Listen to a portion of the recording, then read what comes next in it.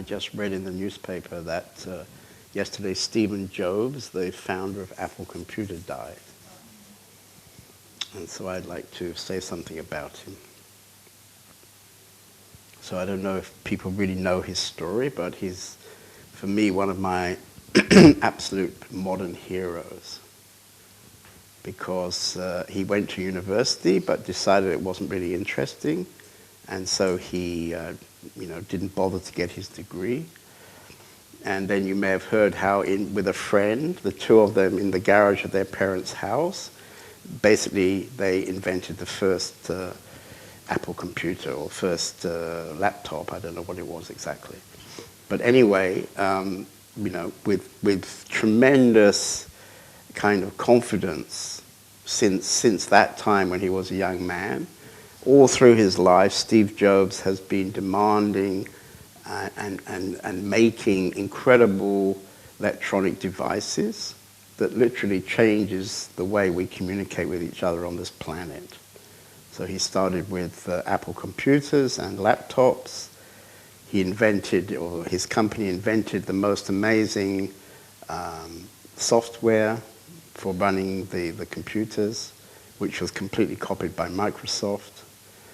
But anyway, he then went on to, as you know, more recently invent this iPod and iTunes library, and more recently still the iPhone, and I think it was last year he invented this iPad. You see, all completely stunning devices, beautifully designed, caring about beauty. He himself practiced Zen meditation for most of his life. Very simple. He always wore jeans and a turtleneck sweater. Very simple. Must have been an almost impossible person to communicate and work together with. And of course, you know the amazing story of how he wanted to find somebody who could, how can I say, could run Apple very well. And so he scoured around America and found the CEO of Pepsi, I think it was Pepsi Cola, a guy called somebody Scully, David Scully. Anyway, doesn't matter. Whatever it is, Mr. Scully. Anyway, he was the CEO of PepsiCo, and Steve Jobs decided he would be the perfect guy to run Apple. And this guy didn't really want to. And then he said, well, do you want to spend the whole of your life selling sweetened water? So anyway, this guy came to Apple, and for a short honeymoon, Steve and this guy got along very well together. But anyway, quite quickly, I think it was another year or two, it came to a point where this guy engineered that Steve Jobs had to leave Apple. He was kind of thrown out of the company which he'd founded, you see. Well, a lesser person would have gone into a lot of fear at that point, you see, and would have perhaps given up because he was already a rich man from his Apple shares. But what did he do? First, he invented another kind of computer in this company called Next. So he invented some very, very powerful computer, which I think later was incorporated into Apple again. But what he really did, which was amazing, was he bought from Lucas, who was the producer of all these Star Wars movies.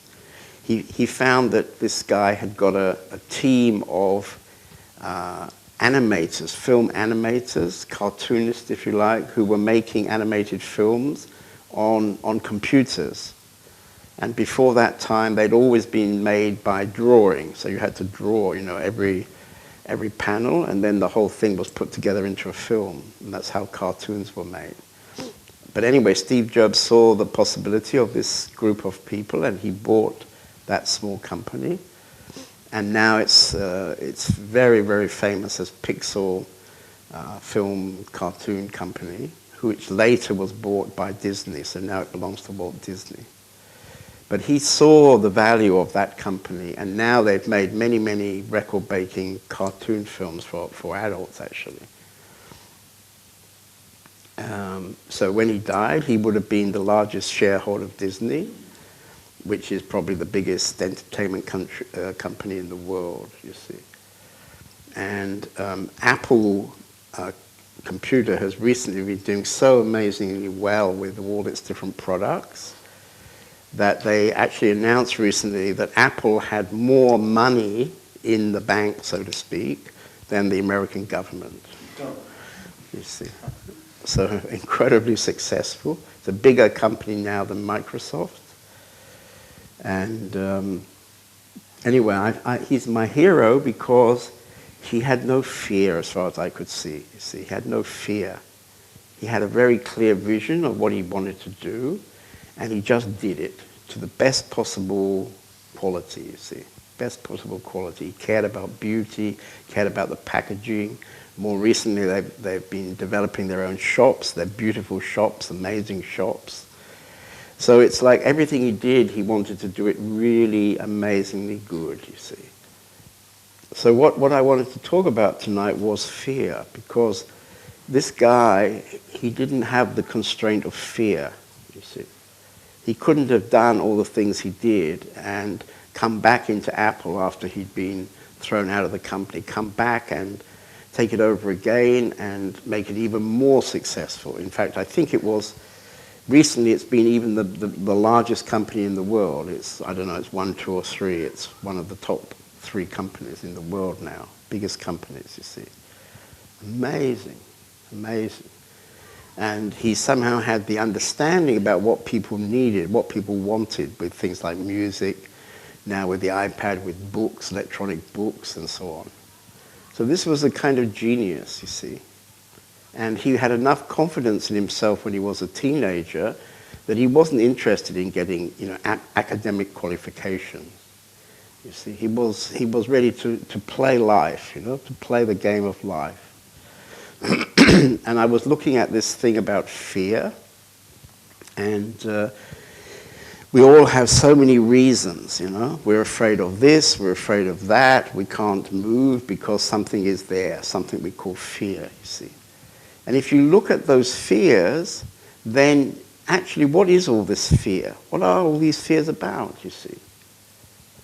And if you start to go back and back inside these fears, what do you come to? Nothing.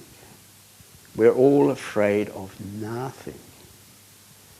You see, we're all afraid of emptiness, of not existing. You see, we're all afraid of not existing.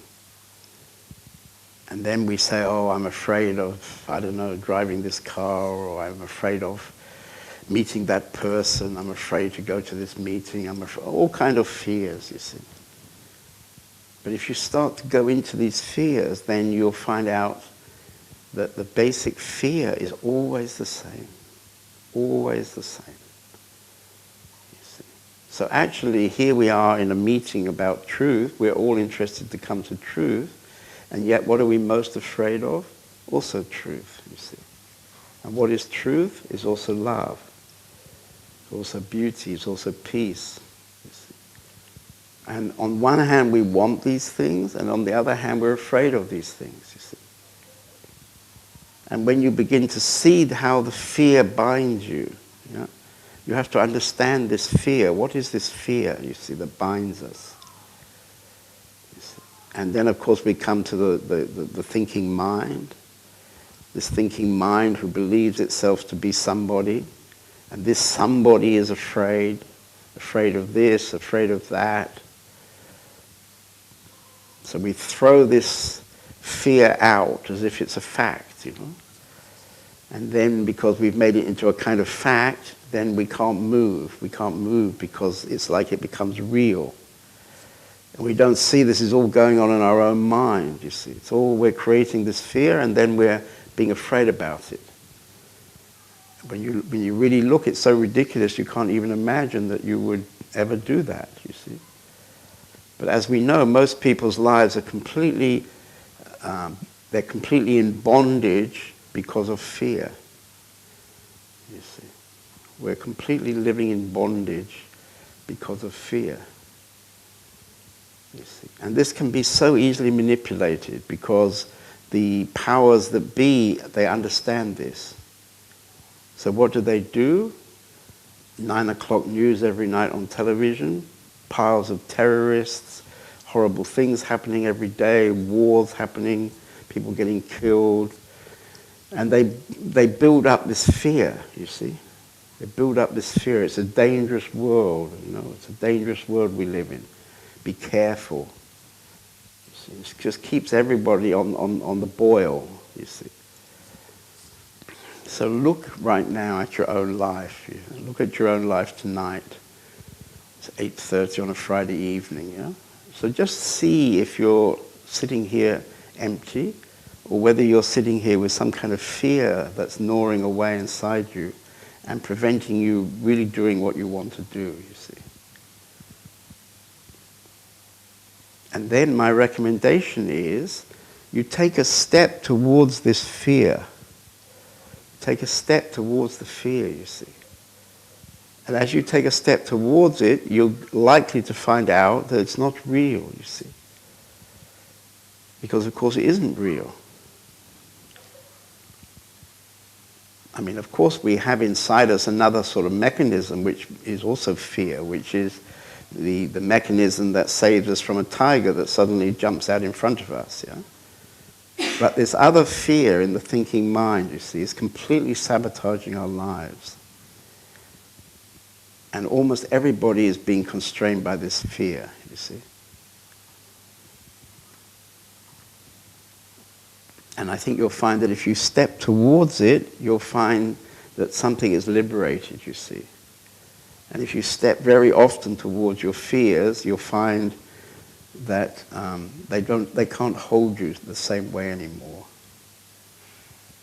And it also gives you some chance to see that the mechanism of fear is the fear of the unknown, the unknowable, just now, you see, just being here now in this peaceful nothing. So take the inspiration of Stephen Jobs, yeah, and take the inspiration of just following the guide, your guide in your life, and doing what is your thing to do, you see. Leave the world a bit more beautiful. Something I remember from Osho, he used to say that, you know, when you finally leave this world, feel good that you've left it a little bit more beautiful than when you arrived, you see. And of course, Stephen Jobs has done that many times over.